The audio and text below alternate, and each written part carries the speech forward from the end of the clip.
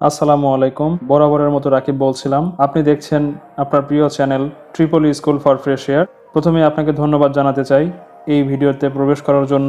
আজকে আমি কথা বলতে যাচ্ছি রিলে এবং ম্যাগনেটিক কন্ট্যাক্ট এই দুইটার মধ্যে পার্থক্য নিয়ে। আসলে এই দুইটার কাজ কিন্তু অলমোস্ট সেম।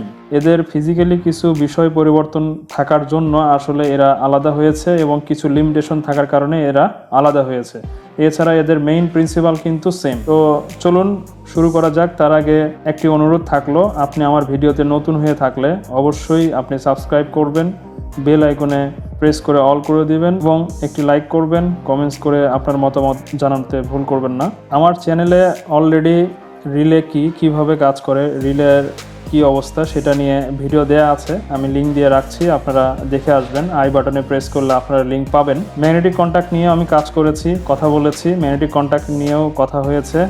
ম্যাগনেটিক কন্ট্যাক্টের উপরেও আমার চ্যানেলে ভিডিও আছে, আমি সেটার লিঙ্ক দিয়ে রাখছি, আপনারা সেটাও দেখে আসতে পারেন। এখন আমি এই ভিডিওতে কথা বলতে যাচ্ছি রিলে এবং ম্যাগনেটিক কন্ট্যাক্ট এই দুটার মধ্যে মেইনলি পার্থক্যটা, আমরা কেন এটার আলাদা আলাদা করলাম। তো এটার মধ্যে মেইন পার্থক্য হচ্ছে আপনারা চোখে দেখতেছেন, এটা বড়, এটা ছোট, এটা হচ্ছে প্রথম পার্থক্য। দ্বিতীয় পার্থক্য হচ্ছে ইন্ডাস্ট্রিয়াল অটোমেশনে সুইচিং করার জন্য নর্মালি রিলে ব্যবহার করা হয়ে থাকে, এটি একটি সুইচিং ডিভাইস। অন্যদিকে ম্যাগনেটিক কন্ট্যাক্টও একটি সুইচিং ডিভাইস। সো এটিও কিন্তু মোটরকে অটোমেটিক অন অফ করার ক্ষেত্রে এটি সুইচিং হিসেবে কাজ করে। তার মানে এটি ছোট সুইচ, এটি বড় সুইচ। তৃতীয় কারণটি হচ্ছে এটি ছোট হওয়ার কারণে এটি দামে সস্তা, এটি বড়, এটি দামে বেশি। তৃতীয়ত কথা হচ্ছে এটিকে ইলেকট্রনিক্স সার্কিটেও ব্যবহার করা হয়, অর্থাৎ ইলেকট্রনিক্স কম্পোনেন্ট হিসেবেও এটিকে ব্যবহার করা হয়, কিন্তু এটাকে ইলেকট্রনিক্স কম্পোনেন্ট হিসেবে ব্যবহার করা যায় না। এটি ইলেকট্রনিক সার্কিটে ক্ষুদ্র কাজ করার ক্ষেত্রে ভোল্টেজটাকে বা পাওয়ারকে সুইচিং করা হয়, এটি ইলেকট্রিক্যাল সার্কিটে ব্যবহার করা হয় সেই পাওয়ারটাকে সুইচিং করার উদ্দেশ্যে। এটির দেখেই বোঝা যাচ্ছে লোড ক্যাপাসিটি কম, সেজন্য এটির অ্যাম্পিয়ারটাও কম, অর্থাৎ অ্যাম্পিয়ারটাই লোড, এটির লোড ক্যাপাসিটি অনেক বেশি। এই সাইজের চাইতে অনেক বড় বড় ম্যাগনেটিক কন্ট্যাক্ট আছে। তো নর্মালি এটি থাকে 20 অ্যাম্পিয়ার পর্যন্ত সে হয়তো বা কেপেবল হয়ে থাকে, যদিও এটি দেখা যাচ্ছে 5 অ্যাম্পিয়ার পর্যন্ত, আর এটি আছে হচ্ছে 12 অ্যাম্পিয়ারের।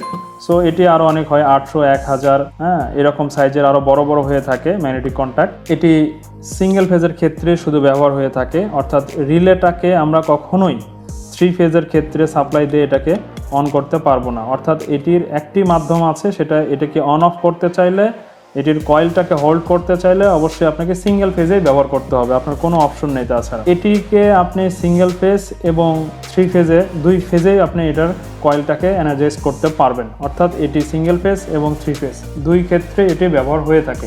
এর মধ্যে স্পার্কিং হতে পারে, এই যে সুইচিংয়ের পয়েন্টটা আছে, এই সুইচিংয়ের পয়েন্টটা যদিও এটা আসলে কম লোডের ক্ষেত্রে ব্যবহার করতে হবে, স্পার্কিং হতে পারে। স্পার্কিং হলে এটাকে অ্যাবজর্ব করার মতো কোনো সিস্টেম দেয়া নাই, কিন্তু ম্যাগনেটিক কন্ট্যাক্টের ভিতরে স্পার্ক বা আর্ক অ্যাবজর্ব করার মতো ক্ষমতা বা চেম্বার দেয়া আছে, যেখানে স্পার্কিংটাকে সে অ্যাবজর্ব করতে পারে। তো এগুলোই ছিল একটি ম্যাগনেটিক কন্ট্যাক্টর এবং রিলের মধ্যে পার্থক্য। এটা নিয়ে যদি আপনাদের কোনো প্রশ্ন থাকে, এছাড়াও আরও 2-1টা পার্থক্য থাকতে পারে, বলা যায়, কিন্তু আমি ছোট করে আপনাদের সামনে এটুকুই বলতে চাচ্ছি।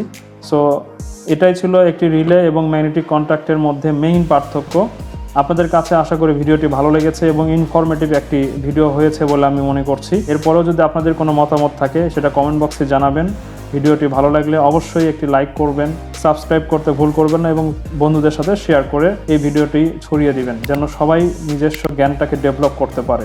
তো ভালো থাকবেন, আজকে এ পর্যন্তই, দেখা হবে পরবর্তী কোনো ভিডিওতে। আসসালামু আলাইকুম।